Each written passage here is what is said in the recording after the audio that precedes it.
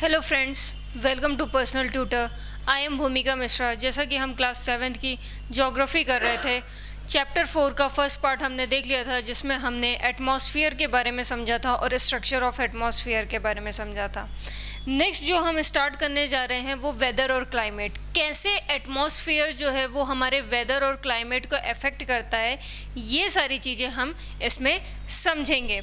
ठीक है, जो इसका पहले वाला वीडियो था उसमें हमने देख लिया था कि एटमॉस्फेयर में क्या क्या ऐसी चीज़ें हैं जो हमारे लिए इम्पॉर्टेंट हैं। ठीक है, एटमॉस्फेयर में क्या क्या चीज़ें हैं हमारे लिए इम्पॉर्टेंट है। हमारे लिए इम्पॉर्टेंट है ऑक्सीजन इम्पॉर्टेंट है। ठीक है, कार्बन डाइऑक्साइड इम्पॉर्टेंट है। कार्बन डाइऑक्साइड क्यों इम्पॉर्टेंट है? क्योंकि ये हमारे अर्थ को इतना हीट प्रोवाइड करती है जो लिविंग स्टैंडर्ड को फुलफ़िल करता है और हम उसमें रह पा रहे हैं। दूसरा, वो प्लांट्स के लिए भी इम्पॉर्टेंट है, क्योंकि जितनी कार्बन डाइऑक्साइड रिलीज़ करता है एक ह्यूमन और एनिमल, उतनी प्लांट्स जो हैं वो इनहेल करती हैं।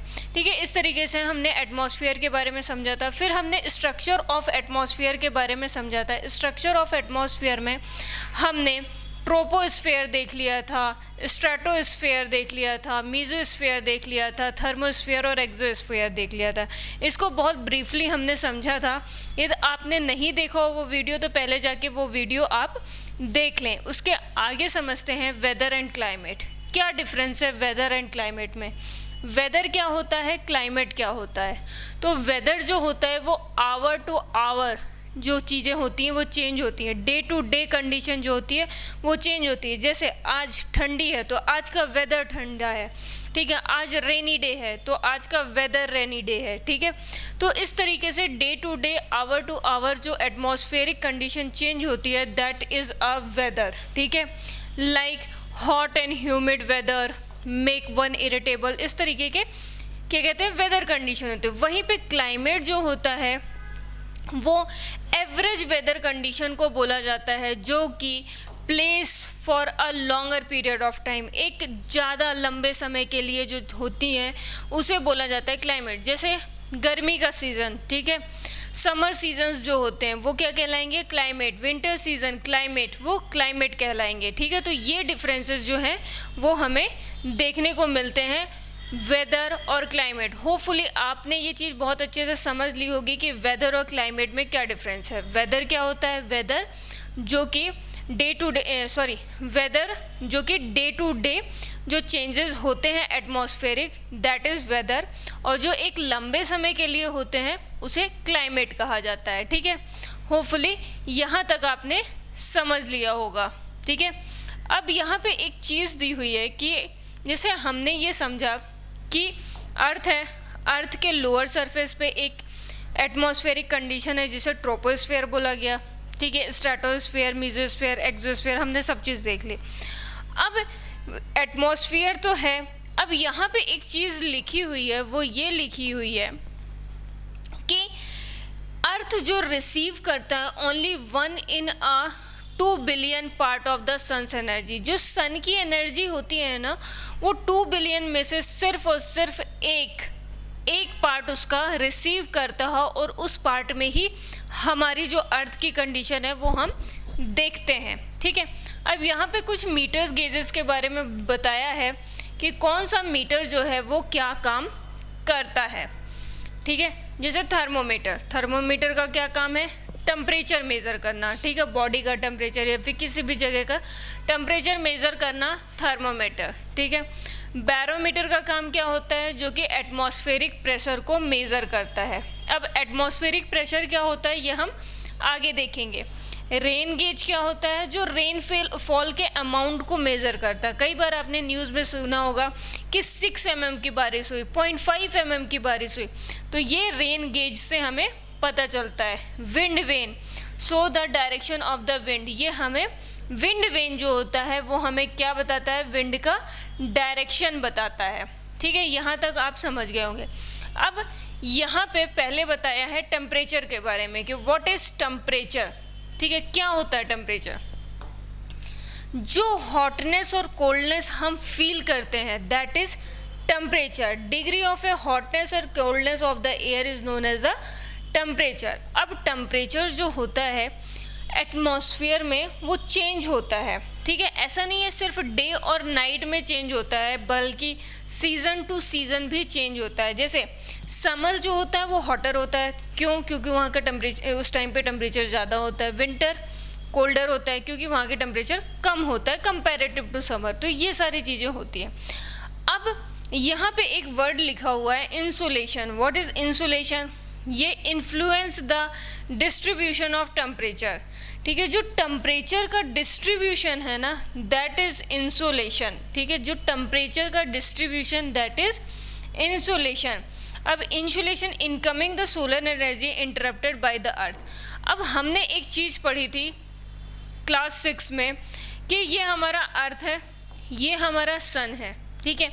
तो सन से जो रेज आती है ना, वो इस साइड ही पड़ेगी, ठीक है, पूरी की पूरी इस साइड ही पड़ेगी। तो इस वाले पूरे साइड को क्या कहते हैं? सोलर इल्यूमिनेशन बोला जाता है, ठीक है। इसी तरीके से जो सन की एनर्जी अर्थ तक आई है, ठीक है, जिसकी वजह से टेम्परेचर इंक्रीज हुआ है, दैट इज इंसुलेशन। सोलर के द्वारा जो आई एनर्जी है, सोलर के द्वारा जो आई एनर्जी है, दैट इज इंसुलेशन, ठीक है। अब जो अमाउंट ऑफ इंसुलेशन होता है वो इंक्रीज और डिक्रीज होता है। ये चीज़ें हमने पहले भी देखी थी।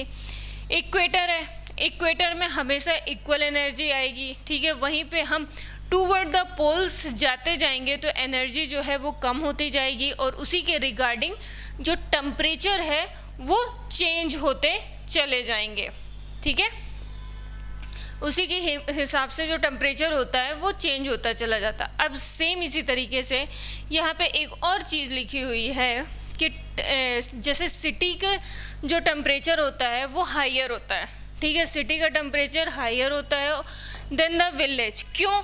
क्योंकि सिटी में जो कार्बन डाइऑक्साइड इमिशन है वो ज़्यादा होता है as compare to village. Village में ग्रीनरी ज़्यादा होती है, इस वजह से वहाँ का टेम्परेचर कूलर होता है एज़ कम्पेयर टू सिटीज़, ठीक है।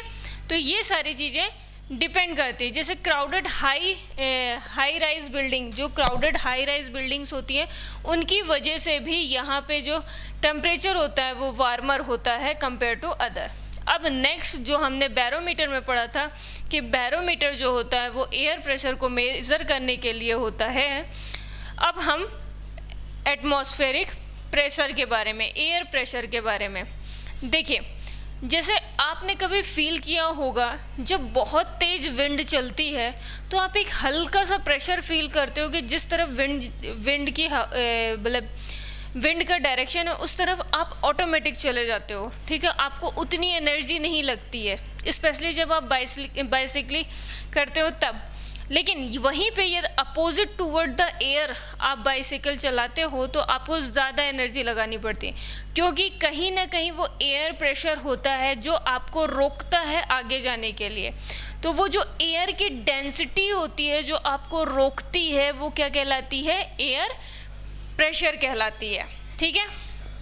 यहाँ पे बहुत अच्छे से डिफाइन किया गया है। Air pressure is defined the pressure exerted by the weight of a air on the earth surface. जो एयर का वेट है वो क्या कहलाता है? एटमॉस्फेरिक प्रेशर कहलाता है, ठीक है। Air pressure is a highest in the sea level. अब जो ग्राउंड लेवल है ना, सबसे लोएस्ट लेवल क्या होता है? सी लेवल, ठीक है, ग्राउंड में। तो सी लेवल में सबसे ज़्यादा आपको एयर प्रेशर देखने को मिलेगा, और जैसे जैसे हाइट इंक्रीज होगी वैसे वैसे जो उसका टेम्परेचर है वो जो एयर प्रेशर है वो कम होता चला जाएगा। मतलब सी लेवल में एयर प्रेशर ज़्यादा, और वहीं जैसे जैसे हाइट इंक्रीज होगी वैसे वैसे प्रेशर कम होता चला जाएगा। देखें, pressure at highest at sea level and decrease with the height, मतलब हाइट के साथ डिक्रीज होगा। इसीलिए आपने देखा होगा कि जो माउंटेनियर्स होते हैं वो जब जाते हैं ऊपर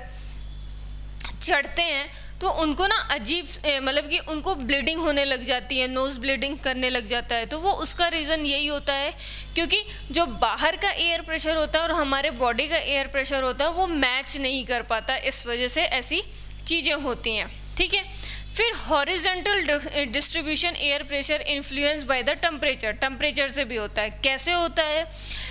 temperature is a high, air gate heated and rise. अब देखिए, इमेजिन कीजिएगा कि एयर है ये, ठीक है, ये एयर है, ठीक है, ये एयर है और इसकी डेंसिटी बहुत ज़्यादा है, ठीक है, मतलब वेट बहुत ज़्यादा है और बहुत डेंस है, ठीक है, दैट्स मीन यहाँ पे एयर प्रेशर बहुत ज़्यादा है।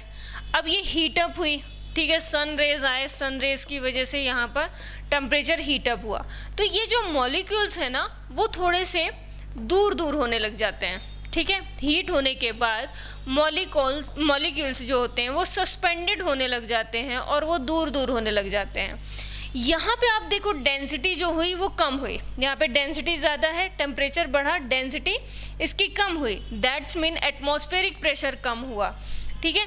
और जैसे ही इसको हीट मिलेगी, डेंस एयर को जैसे ही हीट मिलेगी तो पार्टिकल सस्पेंडेड होने लग जाते हैं और वो एयर जो है वो ऊपर उठने लग जाती है, ठीक है।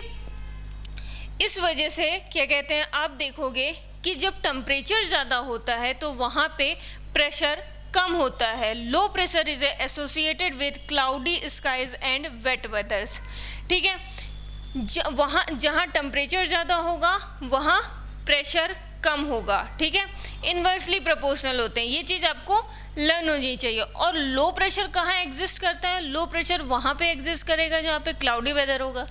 क्लाउडी वेदर होगा तो टेम्परेचर नॉर्मल होगा, सन की रेज नहीं आ पाएगी हम तक प्रॉपरली, ठीक है। वेट वेदर्स होगा, ह्यूमिडिटी होगी, ठीक है, ये सारी चीज़ें होती हैं। High pressure is associated with the clear and Sunny sky. जो हाई प्रेशर जो होता है, हाई एयर प्रेशर जो होता है वो हमें कब मिलता है, क्लियर और सनी स्काइज में मिलता है, ठीक है। Air always moves from higher pressure area to lower, और जो एयर मूव करती है वो हाई प्रेशर से मूव करेगी लो प्रेशर की तरफ, ठीक है। लो प्रेशर कहाँ डेवलप होगा, जहाँ पे टेम्परेचर ज़्यादा है, ठीक है, वहाँ पे डेवलप होगा। दूसरा कहाँ पे डेवलप होगा, या तो हाईएस्ट प्लेस है तो वहाँ पे लो प्रेशर डेवलप होगा, ठीक है।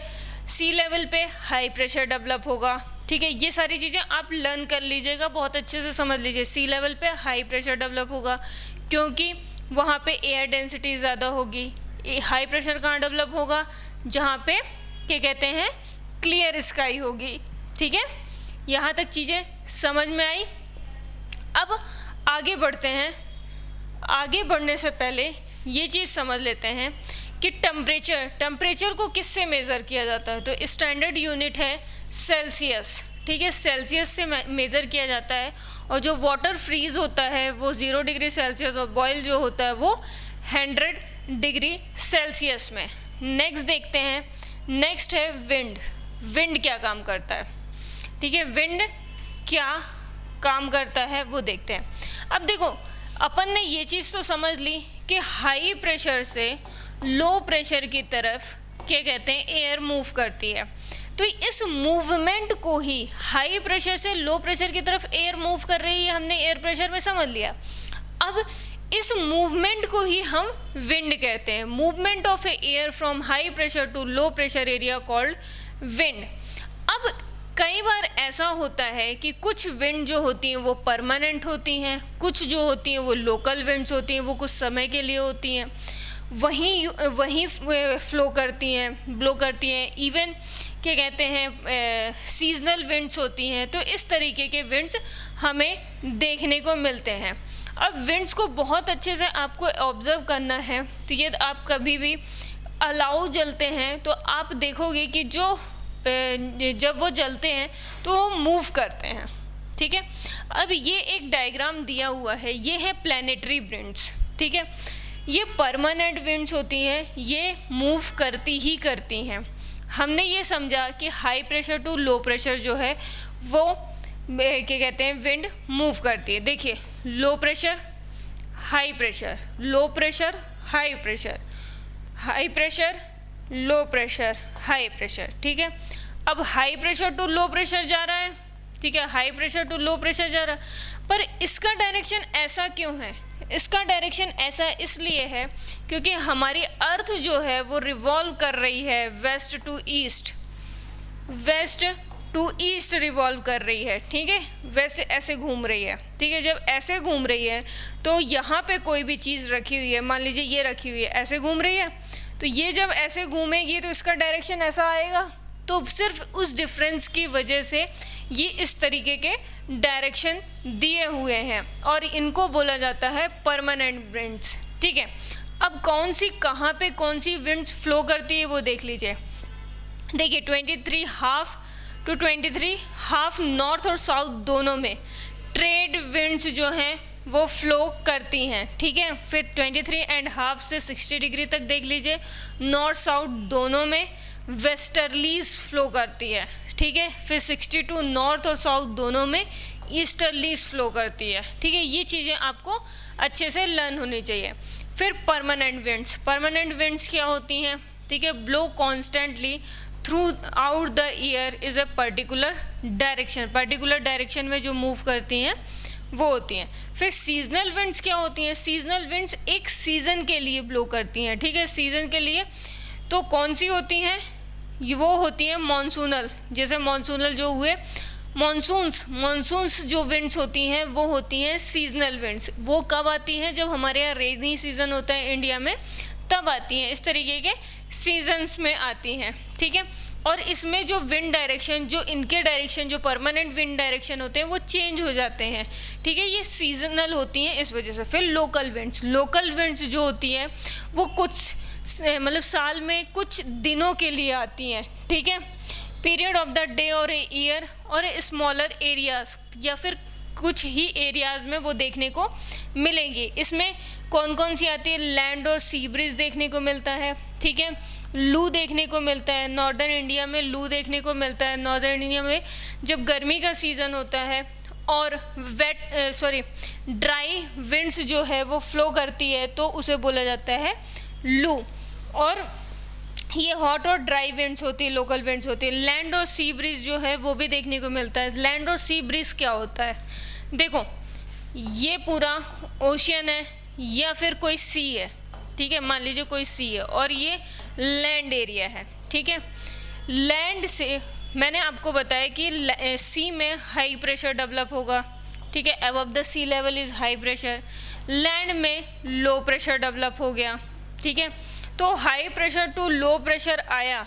ठीक है, तो ये क्या हो गया? Sea breeze. वहीं पे यदि ये चीज़ नाइट में अपोजिट हो जाती है, नाइट में यहाँ पे हाई प्रेशर डेवलप हो जाता है और यहाँ पे लो प्रेशर डेवलप हो जाता है और फिर high pressure to low pressure बन जाती है, तो इसे लैंड ब्रीज बोल दिया जाता है। ठीक है, हमेशा ये याद रखिएगा कि जिधर साइड से विंड ब्लो करती है, फ्लो होना स्टार्ट करती है, उसे उसी के नाम से दिया जाता है। देखिए, ये ईस्ट है।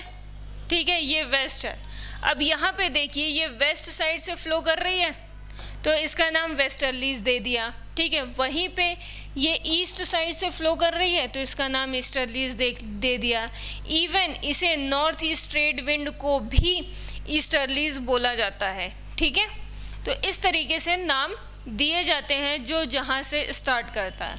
अब यहाँ पे साइक्लोन के बारे में बताया है। साइक्लोन भी जो जनरेट होता है वो एयर प्रेशर के डिफरेंस की वजह से जनरेट होता है। हमने ये समझा कि अबव सी लेवल जो होता है वो प्रेशर डेंसिटी ज़्यादा होती है, वहाँ पे हमें हाई प्रेशर देखने को मिलता है। लेकिन हम लैंड पे देखते हैं जहाँ पे हीट ज़्यादा होती है, टेम्परेचर ज़्यादा होता है, क्लियर स्काई होती है, वहाँ पे हमें लो प्रेशर देखने को मिलता है। ठीक है, लो प्रेशर देखने को मिलता है। अब जब हाई प्रेशर बहुत ज़्यादा डेवलप हो जाता है सी के ऊपर तो वो मूव करना स्टार्ट करती है low pressure, high pressure to low pressure move करना स्टार्ट करती है। अब एक बात बताइए, जब हाई प्रेशर डेवलप होगा तो क्लियर स्काई होगी तो एवोपरेशन होगा तो क्लाउड फॉर्मेशन होगा। ठीक है, ये सारी चीज़ें होने के बाद जब ये पूरा का पूरा क्लाउड फॉर्म्ड हो जाएगा और हाई प्रेशर से लो प्रेशर की तरफ मूव करना स्टार्ट करेंगे तो होता क्या है कि पूरा पूरा क्लाउड जो होता है वो लैंड की तरफ मूव करता है और वहाँ पे इतनी ज़्यादा रेनफॉल करता है, लाइक फ्लड से भी ज़्यादा खतरनाक रेनफॉल्स होते हैं और वो इफ़ेक्ट करते हैं। और ये मेनली उड़ीसा में देखने को मिला है। अंडमान निकोबार, उड़ीसा, भुवनेश्वर, आंध्र प्रदेश में बहुत ज़्यादा साइक्लोन्स देखने को मिलते हैं इंडिया में। तो यही सारी चीज़ें जो हैं वो इसमें समझाई हुई हैं। नेक्स्ट जो है वो मॉइस्चर दिया हुआ है। ठीक है, क्या होता है मॉइस्चर? ठीक है, देखो हमारे सी में वाटर है। ठीक है, अब वाटर के ऊपर सन रेज पड़ेगी तो वो एवोपरेट होगी तो वो वाटर वेपर के फॉर्म्स में आएगी। वाटर वेपर के फॉर्म्स में आएगी तो वो जब एक पतीले में जब पानी लेते हैं, उसको उबालना स्टार्ट करते हैं और कभी उसके ऊपर एक क्या कहते हैं प्लेट रख के देखिएगा कि वहाँ पे ड्रॉपलेट्स बन जाते हैं। सेम ड्रॉपलेट्स जो होते हैं वो हमारे एयर में भी होते हैं, उसे बोला जाता है मॉइस्चर। क्या लिखा हुआ है देखिए, when water vapour evaporate from land and different water body it become water vapour. Moisture in the air in at a time is known as a humidity. अब देखिए, आपने एक पतीला लिया, उसमें पानी डाला, उसको गर्म करना स्टार्ट किया, ठीक है। वो जब बहुत ज़्यादा उबलने लग जाए ना तो उसके ऊपर प्लेट रखिएगा तो आपको हल्के हल्के ड्रॉपलेट्स दिखेंगे, दैट इज़ वाटर वेपर, ठीक है। अब आप उस प्लेट को हटा देना और उसको उबलने देना, ठीक है। और जहाँ पे भी उबाल रहे हैं उसके ऊपर उससे बड़ा बर्तन रखना और उसको जब आप 5 मिनट बाद खोल के देखोगे ना तो वहाँ पे इतनी ज़्यादा वाटर वेपर्स होंगे कि आपको बिल्कुल एयर में भी पानी सा भी फील होगा, ठीक है। जब एयर में वाटर वेपर्स की वाटर वेपर बढ़ जाते हैं तो वो क्या होती है, ह्यूमिडिटी, उसको ह्यूमिडिटी बोला जाता है, ठीक है। Its capacity to hold water vapour increase so that become more and more humid. आपने कई बार ऐसा फील किया होगा, बहुत ह्यूमिड क्या कहते हैं एटमॉस्फेयर हो जाता है, मेनली जब बहुत क्लाउडी वेदर होता है, तब आपने देखा होगा कि बहुत ज़्यादा आपको वैसा फील होता है। तब वो जो कंडीशन होती है बहुत ह्यूमिड होती है, ठीक है। और मेनली कोस्टल एरियाज़ वाले जो सिटीज़ हैं ना, वहाँ पे आपको बहुत ज़्यादा ह्यूमिडिटी फील होती है। Humid day cloth take longer to dry, ठीक है। Sweat from the our body, मतलब ये जो क्लॉथ्स हैं वो जल्दी ड्राई नहीं होते हैं, हमारे स्वेट जल्दी ड्राई नहीं होते, बहुत अनकंफर्टेबल फील होता है, ठीक है। The water vapour condense causing the formation of a droplet of a water cloud just mass. अब होता क्या है कि ये वाटर वेपर्स यहाँ से इंक्रीज हुए, देखिए ये ड्रॉप्स दिख रहे हैं, that is a moist air और मॉइस्चर, और वो वाटर वेपर है, ठीक है। यदि ये एयर में ही रह गए तो ये ह्यूमिड हो जाएंगे, और यदि ये ऊपर उठकर, जैसे टेम्परेचर आता है ना, तो ये एयर जब ऊपर उठने लग जाती है और एक पॉइंट के बाद ये क्लाउड का फॉर्मेशन कर लेती है, ठीक है। ये क्लाउड का फॉर्मेशन कर लेती है। Cloud is a just mass of a such water droplets. ये इन वाटर ड्रॉपलेट से ही क्लाउड बनता है। When these droplet water become too heavy, ठीक है, to float in the air, they come down as a precipitation. अब देखिए, ये जो वाटर है, यहाँ से वाटर वेपर बना, ये ऊपर की तरफ गया और यहाँ पे क्लाउड फॉर्मेशन कर लिया। अब क्लाउड फॉर्म होता गया और ये इतना हैवी हो गया कि अब ये मूव नहीं कर सकता। तो यदि मूव करने की कोशिश भी किया तो वहाँ पे प्रेसिपिटेशन हो जाएगा। अब जब ये प्रेसिपिटेशन क्या होता है, प्रेसिपिटेशन इज़ अ रेनफॉल, ठीक है, रेनफॉल होता है, ठीक है। तो ये जब वो बहुत ज़्यादा हैवी हो जाता है या फिर किसी से टकरा जाता है तब वहाँ पे वो रेनफॉल कर देता है, ठीक है। अब जो जेट प्लेन्स होते हैं, हमने देखा था जेट प्लेन्स जो होते हैं वो एरोप्लेन्स जो होते हैं वो कहाँ पे फ्लाई करते हैं, वो करते हैं स्ट्रेटोस्फीयर पे। Jet planes flying in the sky leaves a white trails behind them. आपने कई बार ये ऑब्जर्व किया होगा जब आप स्काई की तरफ देखते होगे कि एक वाइट ट्रेल्स ऐसे दिखती है आपको, लाइन ऐसे जाते हुए, हल्की सी पतली से वाइट लाइन्स दिखती है। तो ये जो होता है ये निशानी होती है मॉइस्चर की। वाइट ट्रेल्स आपको दिखाई देता है स्काई में, ठीक है। Moisture from their engines condense when see the trails of a condense moisture for some times when there is a no movement to disturb. ये तब हमें देखने को मिलता है जब एयर का कोई भी डिस्टर्बेंस नहीं होता है जेट प्लेन्स पे, ठीक है। Precipitation come down to the earth in a liquid form is called the rain. वहीं पे यदि वो आइस के फॉर्म में आएंगे तो उसको क्या बोला जाएगा, उसको स्नो बोला जाएगा, ठीक है। और यदि आइस के सॉफ्ट आइस के फॉर्म में आए तो वो स्नो बोला जाएगा, और वहीं पे यदि वो हार्ड आइस के टाइम हार्ड आइस बॉल्स के उसमें आते हैं तो उसे हेल स्टॉर्म बोला जाता है। ठीक है, तो ये सारी चीज़ें इसमें दी हुई हैं। और कह दिया, और rainfall is a very important to sir. अब रेनफॉल क्यों इम्पॉर्टेंट है? ठीक है, रेनफॉल क्यों इम्पॉर्टेंट है? रेनफॉल इसलिए इम्पॉर्टेंट है क्योंकि प्लांट के लिए इम्पॉर्टेंट है, एग्रीकल्चर होगा, हमारे लिए भी इम्पॉर्टेंट है क्योंकि हमें रेनफॉल से हमें फ्रेश वाटर मिलता है। ठीक है, एक तरह की साइकिल होती है जिसमें हमें ये फ्रेश वाटर मिलता है। अदर फॉर्म ऑफ है प्रेसिपिटेशन और स्नो और स्लीट हेल। ठीक है, कौन कौन से होते हैं? स्नो, स्लीट और हेल। ठीक है, ये पूरा चैप्टर था। अब नेक्स्ट इसमें देखते हैं इसकी एक्सरसाइज में MCQ देखते हैं। सबसे पहले MCQ का जो फर्स्ट क्वेश्चन है वो है, which of the following gas protect us from the harmful sun rays. Sun rays होगा ये, ठीक है, सॉरी सन रेज होगा, गलत दिया हुआ, सन रेज। ठीक है, तो कौन प्रोटेक्ट करता है? ऑप्शन है कार्बन डाइऑक्साइड, नाइट्रोजन और ओजोन। तो इसका सही आंसर है ओजोन। ठीक है, the most important layer of atmosphere. Atmosphere का मोस्ट इम्पॉर्टेंट लेयर कौन सा है?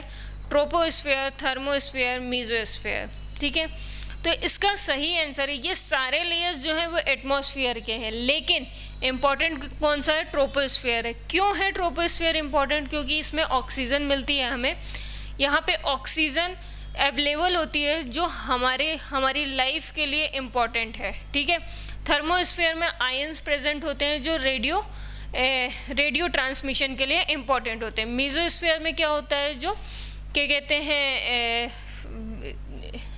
मीजोस्फेयर में जो क्या कहते हैं, स्टोन्स आते हैं, कोलाइड्स होते हैं और वहाँ पे बर्न आउट हो जाते हैं। ठीक है, एयर प्रेशर की वजह से। ठीक है, नेक्स्ट देखते हैं, विच of the following layer of the atmosphere is free from the cloud. कौन सा ऐसा एटमॉस्फेरिक लेयर है जो कि क्लाउड से फ्री है? ऑप्शन है ट्रोपोस्फेयर, स्ट्रेटोस्फेयर और मीजोस्फेयर। राइट आंसर है स्ट्रेटोस्फेयर, अभी मैंने 3 मिनट पहले बताया था। नेक्स्ट देखते हैं, as we go up the layer of atmosphere the pressure. जैसे जैसे हम लोअर लेवल से हायर लेवल की तरफ जाएंगे तो प्रेशर क्या होगा? प्रेशर डिक्रीज होगा। When precipitation comes down to the earth in liquid form, जब लिक्विड फॉर्म में प्रेसिपिटेशन होता है तो उसे क्या बोला जाता है? उसे स्नो बोला जाता है। नेक्स्ट देखते हैं, match the following. What is trade wind? Trade wind कौन सी हैं? हमने अभी पढ़ी थी, ट्रेड विंड जो थी वो परमानेंट विंड थी। ठीक है, तो फर्स्ट का ई। लू क्या है? लू जो थी वो लोकल विंड्स थे। ठीक है, मॉनसून क्या है? मॉनसून जो थी वो सीजनल विंड थी। और विंड क्या है? विंड जो है वो मूवमेंट है, हॉरिजॉन्टल मूवमेंट ऑफ एयर है। ठीक है, यहाँ पे हमने पूरी एक्सरसाइज कर ली है और ये चैप्टर बहुत अच्छे से समझ लिया है। यदि आपको भी बहुत अच्छे से समझ में आया है तो अपने दोस्तों के साथ शेयर करें, लाइक करें एंड सब्सक्राइब करें। Thank you.